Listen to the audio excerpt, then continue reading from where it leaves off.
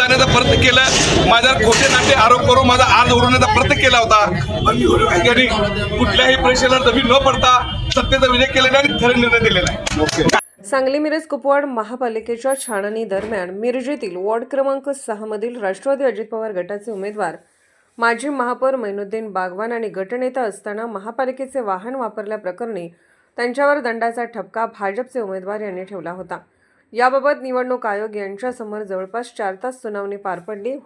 दोघांच्या युक्तिवादानंतर मैनुद्दीन बागवान यांचा अर्ज वैध ठरवण्यात आला आहे. त्यांना या वापरलेल्या वाहनाबद्दल महापालिकेकडून कोणत्याही नोटिसा किंवा सूचना या आल्या नसल्याने त्यांच्यावर उमेदवारी रद्द होण्याबाबत निर्णय झाला नाही. यावेळी माजी महापौर मैनुद्दीन बागवान यांनी सत्तेचा विजय झाला व विरोधक मागील दारातून येण्याचा प्रयत्न करत होते. निवडणूक आयोगावर अनेकांचा दावा होता. दबाव जुगारून आयोगाने योग्य न्याय केला आहे अशी प्रतिक्रिया व्यक्त केली आहे. N24 न्यूजसाठी मिरजहून प्रतिनिधी मुस्तफा मुल्ला. महानगरपालिकेचे माजी महापौर श्री मैनुद्दीन शमशुद्दीन बागवान यांच्याविरुद्ध इतर काही उमेदवारांनी आक्षेप घेतलेला होता.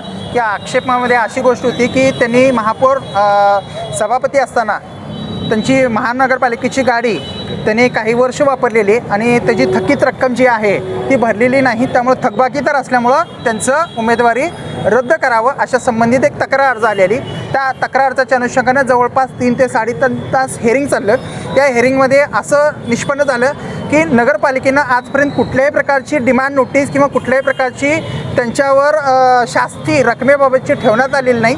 त्यामुळं जो काही आक्षेप घेण्यात आलेले होतं ते आज आक्षेप फेटाळण्यात आले आणि त्यांचा अर्ज जो काय आहे मैनुद्दीन बागवान यांचा तो अर्ज वैध करण्यात आलेला आहे आणि त्यांना निवडणुकी लढण्याकरिता उमेदवारी वैध ठरल्यानंतर आता त्यांचा मार्ग मोकळा झालेला आहे निवडणूक लढवण्याचा.